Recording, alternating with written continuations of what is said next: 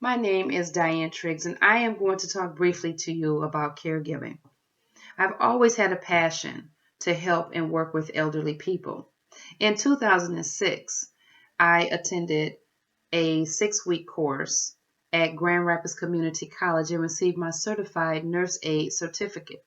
Shortly thereafter, I began working at an assisted living center for almost 4 years.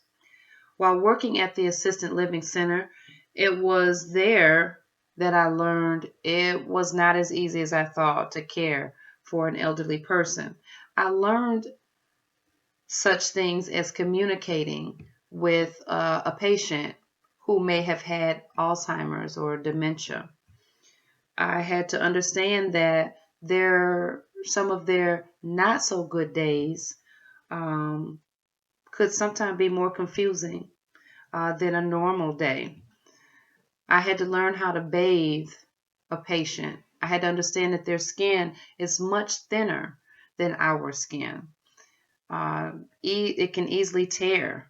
I had to learn how to transfer a patient from the bed to a wheelchair or a walker. Or I had to transfer that patient from a walker wheelchair to the bathroom. So, depending on what their need was, what I needed to do, I was able to transfer that patient.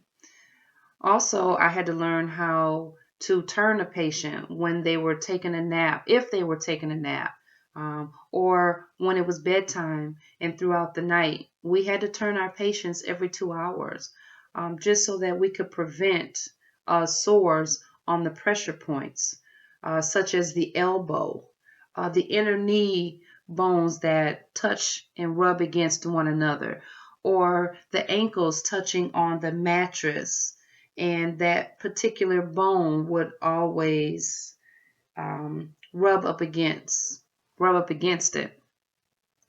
I also was taught that I had to be patient with our elderly people. I had to understand that their perception just wasn't the same as what you and I would think.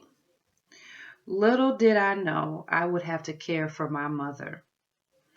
My mother, she passed away almost 4 years ago with ovarian cancer and dementia. My mother lived with my husband and I for 6 years. And during that time, we became her primary caregiver.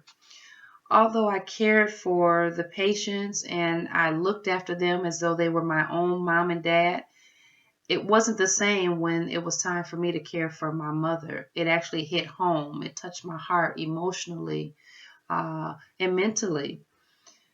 Um, I felt that at that particular moment, God had prepared me for such a time as this. I had to administer medication to my mother. I had to bathe her. I had to take her to doctor appointments. I had to make sure that she ate well, so I had to cook for her.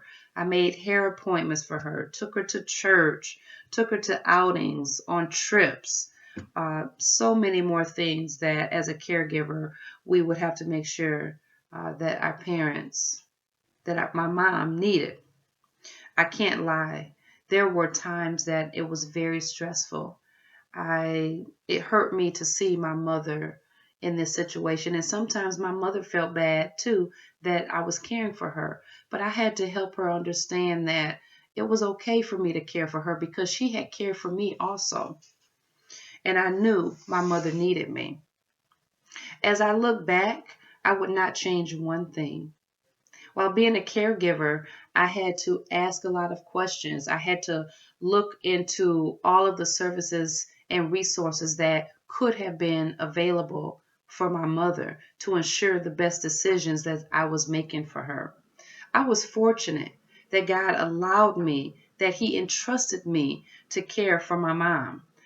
And I loved on my mother the way that I knew she had loved on me all of my life.